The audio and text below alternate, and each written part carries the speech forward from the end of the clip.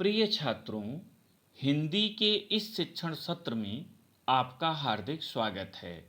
आज हम गद्य खंड के अंतर्गत महाकवि माघ का प्रभात वर्णन निबंध के 14वें भाग का अध्ययन करेंगे। प्रस्तुत अंश में निबंधकार आचार्य महावीर प्रसाद द्विवेदी जी ने सूर्योदय के समय प्रकृति की परस्पर विरोधी स्थिति का चित्रण किया है। एक ओर चंद्रमा के अस्त होने एवं सूर्योदय के कारण प्रकृति के कण कण में नवजीवन का संचार होता है, तो वहीं दूसरी ओर कुमुदनी एवं उल्लुओं के लिए यह दुखदायी सिद्ध होता है। गद्यांश देखें। कुमुदनियों का समूह शोभाहीन हो गया और सरोरूहों का समूह शोभा संपन्न। उलोकों को तो शोक ने आघेरा और चक्रवाकों को अत्यानंद ने। इसी तरह सूर्य तो उदय हो गया और चंद्रमा अस्त। कैसा आश्चर्यजनक विरोधी दृश्य है। दुष्ट दैव की चेष्टाओं का परिपाक कहते नहीं बनता। वह बड़ा ही विचित्र है। किसी को तो वह हंसाता है, किसी को रुलाता है। कठिन शब्दों का अर्थ और व्याख्या देखें। कुमुदनी रात में खिलने वाला एक पुष्प जो चंद्रमा की रोशनी में खिलता है। शोभाहीन, शोभा से रहित, सुंदरता से रहित। सरोरुह, कमल। उलूकों, उलूक माने उल्लू, उलूकों उल्लू। चक्रवाक, चकवा एक पक्षी। दुष्ट दैव, क्रूर विधाता। विधाता को इसलिए क्रूर माना गया है क्योंकि वह दंड देने में कभी संकोच नहीं करता।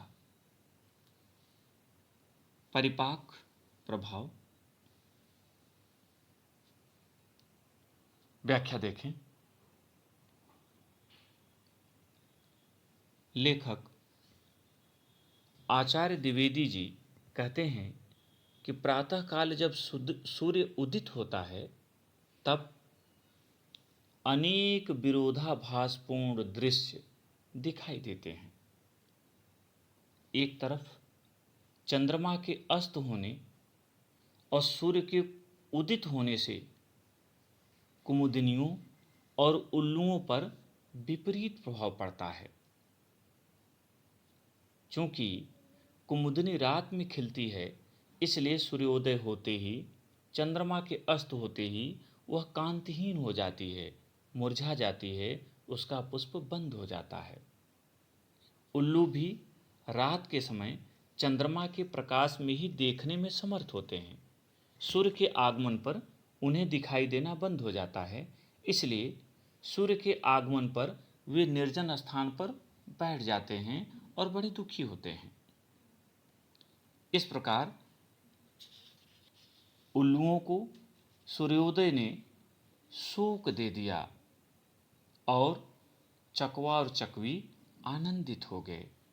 एक तरफ सूर्य का उदय कुमुदनियों और उल्लुओं के लिए कष्टदायी सिद्ध हुआ, तो दूसरी ओर सरोवर में खिलने वाले कमल और चकवा चकवी सूर्य के उदय को देखकर आनंदित हो गए, प्रसन्न चित्त हो गए। कैसा आश्चर्यजनक विरोधी दृश्य है। दुष्ट दैव की चेष्टाओं का परिपाक कहते नहीं बनता। लेखक कहता है कि क्रूर विधाता की विरोधाभासपूर्ण चेष्टाओं के प्रभाव को शब्दों में व्यक्त नहीं किया जा सकता। वह बड़ा ही विचित्र है। उसकी लीला अत्यंत विचित्र है। वह किसी को हंसाता है, किसी को रुलाता है। वह एक ही समय में किसी को आनंद से भर देता है तो किसी को शोक मग्न कर रोने के लिए विवश कर देता है। अर्थात जैसे कहीं किसी परिवार में बच्चे के जन्म से हर्ष होता है और वहीं किसी अन्य परिवार में उसी समय में किसी के उठ जाने से चित्कार हो जाती है, दुख की पुकार उठ पड़ती है, उसी प्रकार क्रूर विधाता के चेष्टाओं को शब्दों में नहीं बांधा जा सकता। वह एक ही समय में कहीं तो खुशियों की बरसात कर देता है और कहीं शोक मग्न कर लोगों को रोने के लिए विवश कर देता है। इस भाग में इतना ही। प्रश्नोत्तर देखें। प्रस्तुत गद्यांश का शीर्षक तथा लेखक का नाम लिखिए। उत्तर। प्रस्तुत गद्यांश का शीर्षक महाकवि माघ का प्रभात वर्णन और लेखक का नाम आचार्य महावीर प्रसाद द्विवेदी है। दूसरा प्रश्न, रेखांकित अंश की व्याख्या कीजिए। और यहाँ रेखांकित अंश है, कैसा आश्चर्यजनक विरोधी दृश्य है, दुष्ट दैव की चेष्टाओं का परिपाक कहते नहीं बनता। वह बड़ा ही विचित्र है, किसी को तो वह हंसाता है, किसी को रुलाता है। उत्तर। प्रातःकाल एक ओर सूर्य उदित होता है तो दूसरी ओर चंद्रमा अस्त हो जाता है।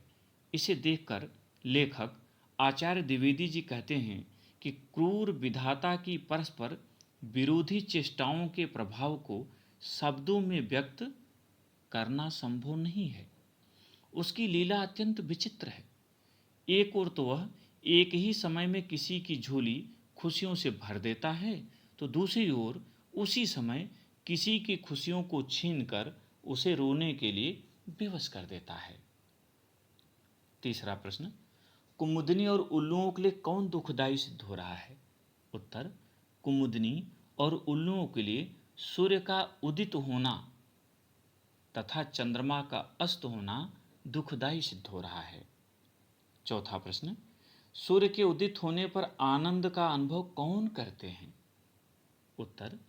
सूर्य के उदित होने पर आनंद का अनुभव कमल समूह तथा चकवा चकवी करते हैं।